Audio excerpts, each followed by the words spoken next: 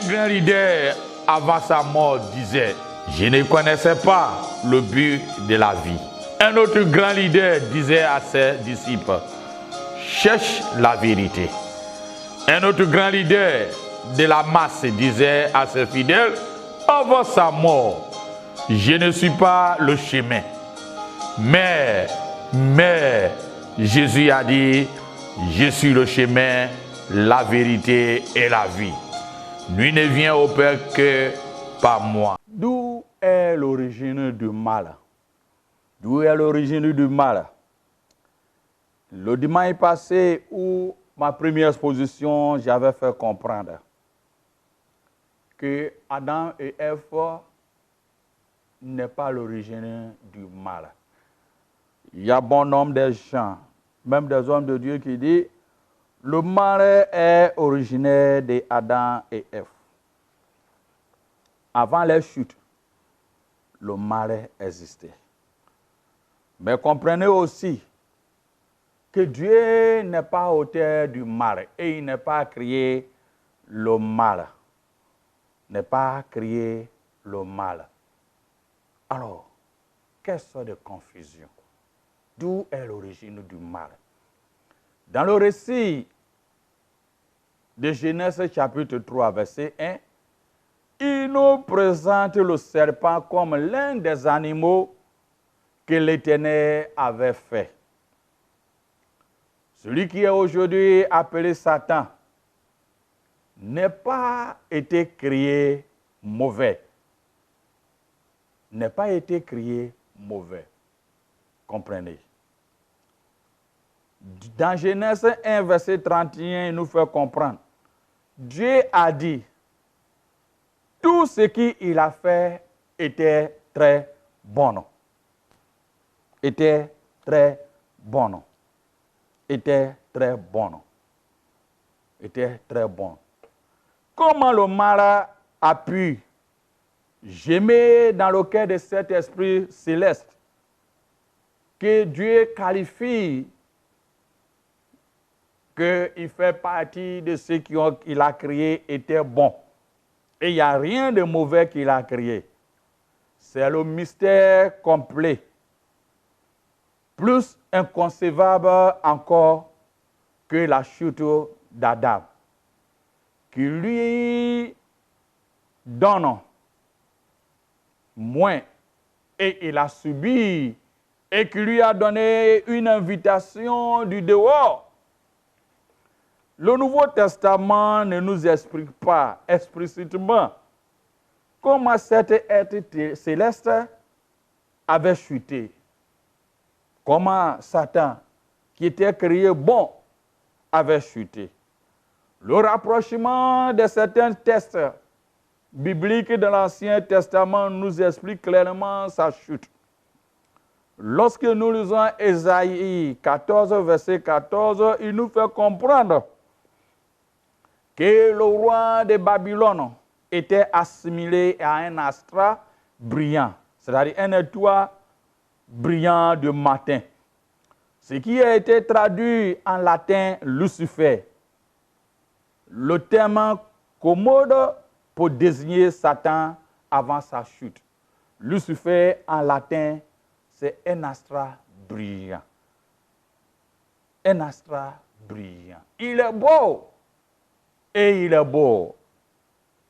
Aujourd'hui, les gens dessinent Satan comme il a la queue, il a le cône, il y a des noirs, des peintures par-ci, par-là, mais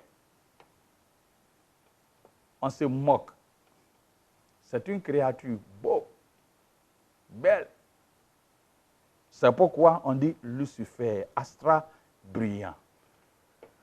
On a accepté ou on a hérité cette philosophie de caricature de Satan avec des visages défigurés par-ci, par-là,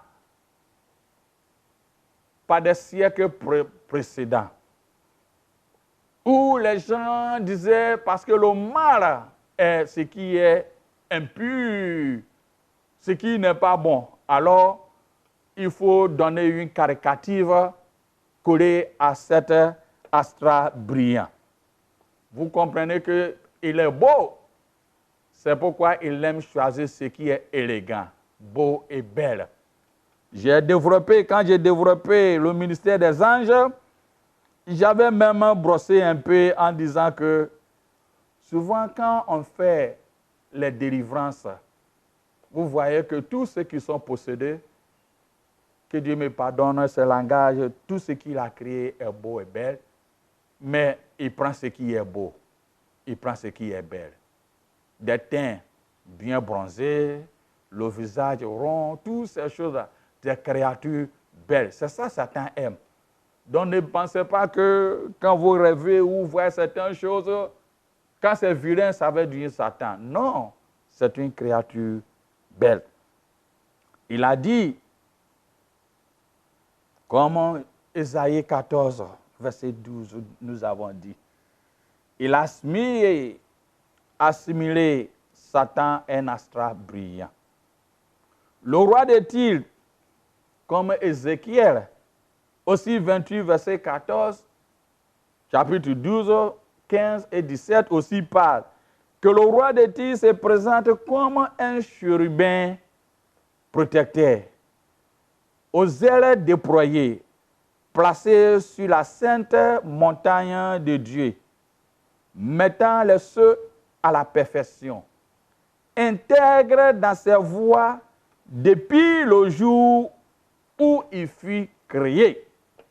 Il était intègre dans sa voie depuis le temps où il fut créé jusqu'à celui où l'iniquité, le péché, anomie, rejet de la loi divine se trouvait en lui. Il était devenu arrogant à cause de sa beauté. Cet être céleste, un nom Lucifer en latin, astre brillant, était très intègre jusqu'à le jour où il était créé. Mais, depuis le jour où il était créé, mais jusqu'à le jour où iniquité, le péché, et en grec dit anomia, jusqu'à le jour où il a rejeté la loi divine, l'obéissant à Dieu, il était devenu arrogant à cause de sa beauté. Tout cela convient bien le caractère de Satan et nous amène à la conclusion que cet être splendissant est tombé par l'orgueil, est tombé par l'orgueil, est tombé par l'orgueil, est tombé par l'orgueil. Aucun humain aujourd'hui ne sait quoi à ressembler physiquement. L'apôtre Jean l'a vu, avait des signes dans sa vision d'Apocalypse 12, verset 3. Et il nous a dit, un dragon de couleur Adam est ce qui a été montré à Jean. C'est une personne spirituelle, une personne maléfique qui se transforme en quelque chose qui semblait être bon. À quoi il semblait n'est pas la chose importante. C'est ce qu'il est et c'est ce qu'il veut et ce qu'il a fait et c'est ce qu'il veut faire. Satan est un esprit. Lorsque nous lisons Ephésiens chapitre 2, verset 2. Nous devons donc rejeter, récuser la figure grotesque avec des cornes, des rectures hostiles, cruelles et babichi, que, etc. je viens de dire, le froquerie bizarre qu'on le prête. L'image imaginaire de Satan trompe beaucoup de personnes et il n'arrive pas à discerner les anges de Dieu par rapport à Satan. Et j'avais expliqué que les anges de Dieu qui suivent à son obéissance n'acceptent aucune adoration. Mais les démons et les anges dessus, y compris les chefs, acceptent adoration. Donc lorsque vous prosternez devant un ange quelconque et qui ne dit rien, sache que c'est un ange déchu, le diable. Que le Dieu, le Seigneur vous donne le discernement. D'où vient ce diable-là? Autrement dit, comment Dieu, dans l'amour, pourrait créer quelqu'un aussi horrible que Diabolos? Cette question est basée à un raisonnement erroné, puisqu'elle suppose que nous sommes en mesure de critiquer Dieu.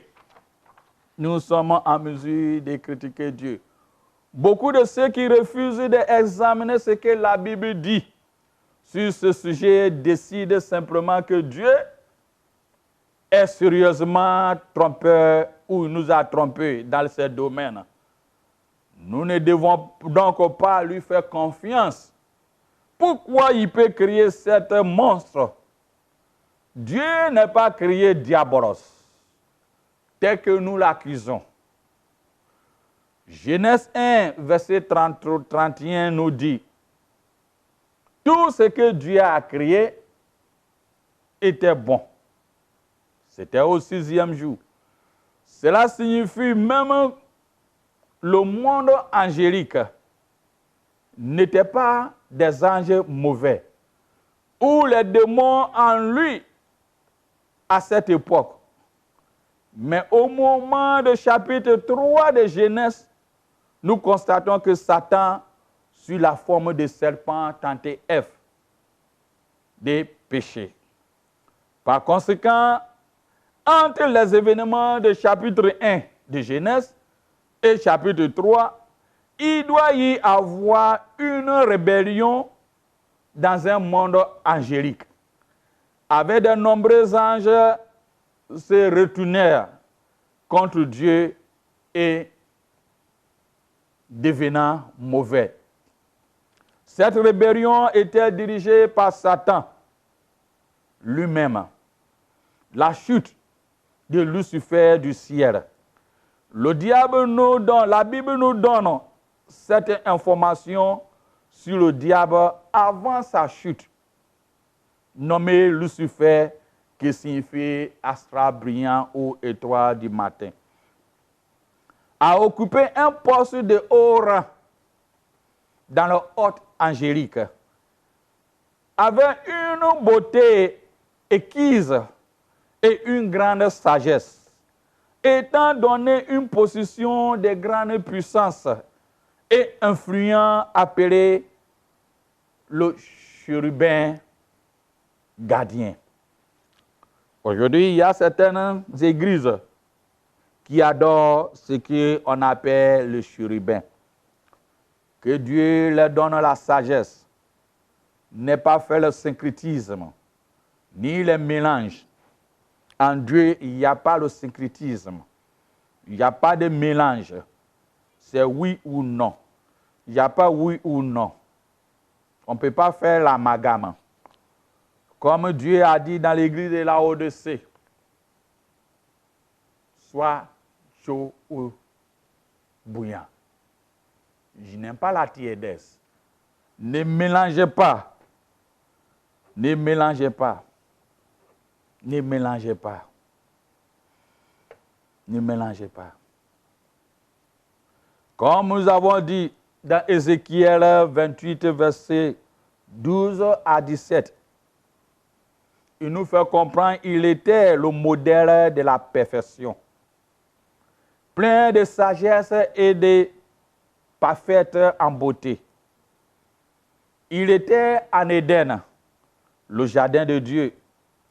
Il était moins comme un chérubin gardien, car c'est ainsi que je t'ai ordonné. Tu étais sur la sainte montagne de Dieu. Tu marchais parmi les pierres ardentes. Tu as été irréprochable dans tes voies depuis le jour où tu as été créé jusqu'à ce que la méchanceté a été trouvée en toi. Par votre commerce, l'orgueil répandu, vous avez été remplis de violence et vous avez péché. Alors je t'ai chassé en disgrâce de la montagne de Dieu et je t'ai fait chasser au chérubin gardien d'entre les pierres Adam. Ton cœur était élevé à cause de ta beauté et tu as corrompu ta sagesse à cause de ta splendeur. Alors je t'ai jeté à la terre. Je vous ai donné un spectacle devant le roi. J'ai paraphrasé ce que Ézéchiel 28, verset 12 à 17 nous fait comprendre. Bien-aimés, soyez prudents. Nous tous, nous sommes beaux et belles. Et souvent, on a un caractère, nous qui sommes beaux et belles, il y a certains qui n'ont pas de caractère de tout, à cause de leur beauté. Que ça ne soit pas ainsi pour toi, ma soeur, pour toi, mon frère. De cette grâce que Dieu nous donne, et qui nous rende, il nous donne une distinction parfaite, que nous gardons ça avec grâce et l'honnêteté et marcher d'une manière digne devant le Seigneur. Les chérubins sont représentés dans l'écriture comme des créatures angéliques, puissantes et majestueuses, qui entourent le trône de Dieu. Lucifer avait été autrefois un chérubin gardien.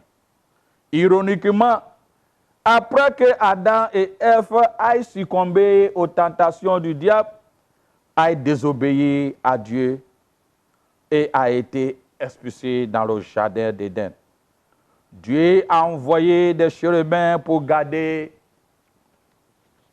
le jardin. Voir Genèse 3, verset 24. Genèse 3, verset 24. Puisque Lucifer avait été le modèle de la perfection, quelle sorte de péché a conduit à sa chute? Son cœur était enflé d'orgueil à cause d'incroyable beauté. Lucifer a laissé sa perfection d'être, perfection être, à cause de sa corruption. Lucifer n'est pas satisfait d'adorer Dieu. Au lieu de cela, il voudrait être adoré. Autrefois, un bel et puissant ange de Dieu. Il a perdu son ancienne position exaltée au ciel. Isaïe 14, verset 12 à 15 dit: comment tu étais tombé du ciel, ô Lucifer, fils du matin.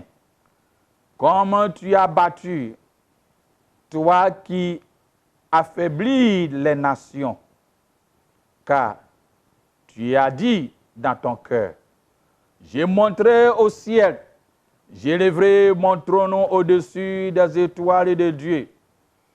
Je m'assiérai au-dessus sur les montagnes de la congrégation, sur les côtés des plus éloignés du nord. Je mettrai au-dessus des hauteurs des nuées. Je serai comme le Très-Haut. Mais tu seras descendu dans le Sheol, dans l'abîme, dans l'enfer, dans les profondeurs les plus profondes des fosses. Oh, disgrâce. Lucifer, étoile du matin, est devenu Satan, accusateur, calomniateur. Lorsqu'il est tombé sur la terre, Jésus parlant de cet événement, il a dit: J'ai vu Satan tomber comme un éclair du ciel. Dans Luc 10, verset 18. Quand Satan est tombé, il n'est pas tombé seul. L'Écriture nous dit qu'il a pris un tiers des anges. Lorsque nous lisons Apocalypse 12, verset 4. Considérant que l'armée angélique compte plus de milliards, il s'agit d'un groupe important. D'un groupe important. En conséquence, Satan est un être spirituel déchu. L'ange rebelle, Anopotaclos, ange rebelle, Anopotaclos, insoumis, qu'il était insoumis, mais puissant, doté d'un réseau bien organisé de pouvoirs démoniaques pour aider à accomplir ses desseins. Ses objectifs, selon Jésus, sont de voler, tuer et détruire. Comme Jean 10, verset 10 nous dit, c'est la mauvaise nouvelle. La bonne nouvelle est que les 2 tiers des anges sont à notre côté. Alléluia.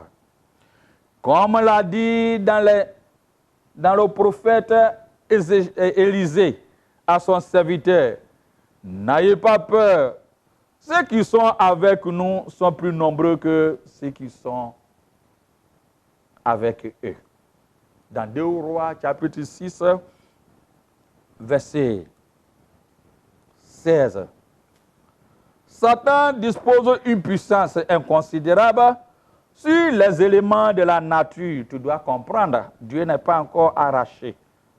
De la santé, de la vie humaine, des guerres. Il est le prince du monde, mais il n'est pas le tout-puissant. Il ne peut pas aller au-delà des bornes que Dieu lui a signées. Que Dieu lui a signées. Il peut provoquer le vent, les orages, comme Job 1, 16 à 17 dit. Il peut donner des maladies. Il détient le pouvoir frauduleusement de la mort, comme Hébreux 2, 14. La gloire des royaumes de la terre, il a usurpé à prendre, parce que l'homme lui a donné l'accès, Luc 4, 6. Mais il reste soumis au contrôle à Dieu. Job 1, 12 nous fait comprendre. Il n'est pas présent partout. Bien qu'il a les facilités de déplacement, il nous déconcerte. Les bacs, les alouettes, les soi-disant, comme les signes de protection, toutes ces choses font partie des signes indicatifs pour lui permettre à opérer ses adeptes. Il n'est pas partout. Et Satan ne connaît pas ton avenir. S'il connaissent, il n'allait pas permettre qu'aujourd'hui tu deviens chrétien. S'il connaît l'avenir, il n'allait même pas permis que notre Seigneur Jésus aille sur la croix. Il n'y a qu'un usurpateur, un menteur, un tueur, un calomniateur, diabolos.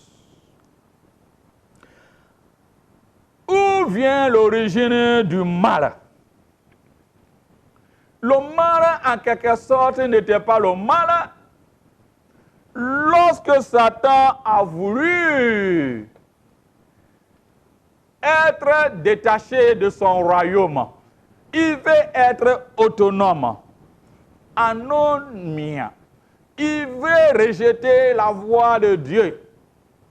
À ce moment-là, son cœur était enflé d'orgueil.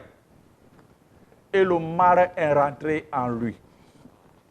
Ce que toi et moi, nous considérons, beaucoup de personnes disent. Alors, le mal était là. J'ai à te dire, mon bien-aimé, le mal n'était pas là.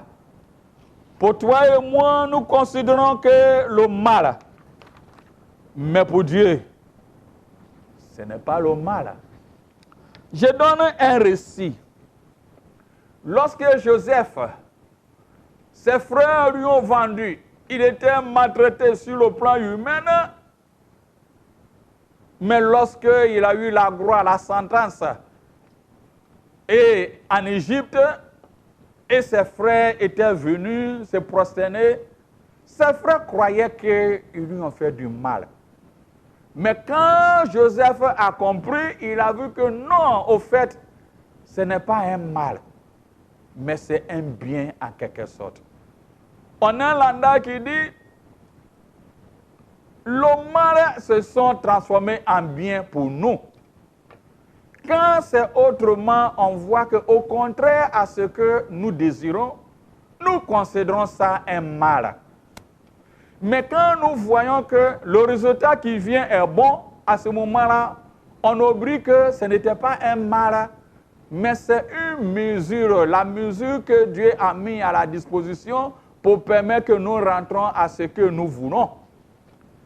Tout ce que Dieu a fait est bon. Aux yeux des hommes, aux yeux des hommes concernant Joseph, ses frères croyaient du mal. Mais Joseph croyait que ce n'est pas un mal, mais c'est un bien.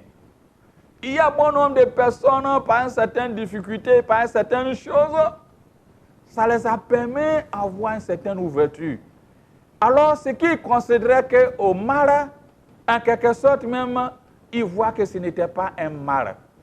Donc, Dieu n'a pas créé un mal. Je continue et je vais continuer.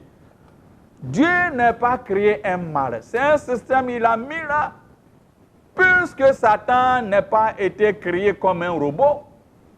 Il avait le libre volonté, il avait un choix. Mais le choix qu'il a pris a permis que ce que Dieu a mis à sa disposition pour faire est rentré dans son cœur. Je donne un simple exemple, mais on va continuer à développer. Prends quelqu'un qui a une glycémie élevée ou un diabétique, lorsqu'il voit un sucre ou ce qui est sucré, il considère ça un mal parce que ça ne va pas avec son organisme. Mais quelqu'un aussi, d'autres personnes voient que non, ce que toi tu considères qu'un mal n'était pas un mal en quelque sorte. Mais parce que ça ne va pas à ton contre, à ton bien, tu considères ça un mal. Dieu n'a pas créé le mal. Il a créé cet aspect-là. Il fait partie de son mystère pour permettre à orienter l'homme à la perfection que ce qu'il veut. Mais Satan, enflammé de l'orgueil, a pris cet acte. Et il a transféré la même chose parce qu'il voulait être comme Dieu. Anomia, rejeter la loi divine. C'est la même chose qu'il a transmis à Adam et Ève, anomia. Pour permettre, il dit, mangez et vos yeux seront ouverts et vous serez des dieux. Pour dire, vous serez indépendants, autonomes. Il a voulu que l'homme soit indépendant, autonome, hors de Dieu. Et depuis que le monde est créé, et nous sommes restés et l'homme cherchait à être autonome, hors de Dieu, voilà ce qui nous arrive dans ce monde où nous sommes. Satan a voulu être autonome. Alors ce que Dieu a mis là, il est parti prendre. Il ne savait pas quel est le programme que Dieu allait faire avec. Lui, il est parti prendre. Et il a transmis Adam et Ève. Donc quand Adam et Ève étaient dans le jardin, Satan avait déjà rébellé anomia, a rejeté la loi divine, voulait être autonome. Alors nos premiers parents ont donné accès à lui pour qu'eux aussi ils soient autonomes. Ils soient autonomes. l'origine du mal et ses conséquences. La prochaine fois, je vais détailler ce que je viens de dire, encore plus clair, explicite. Et nous allons voir en quoi consiste cette connaissance du bien et du mal. Un grand leader, avant sa mort, disait, je ne connaissais pas le but de la vie. Un autre grand leader disait à ses disciples, cherche la vérité. Un autre grand leader de la masse disait à ses fidèles, avant sa mort, je ne suis pas le chemin. Mais Jésus a dit, je suis le chemin, la vérité et la vie. Nul ne vient au Père que par moi.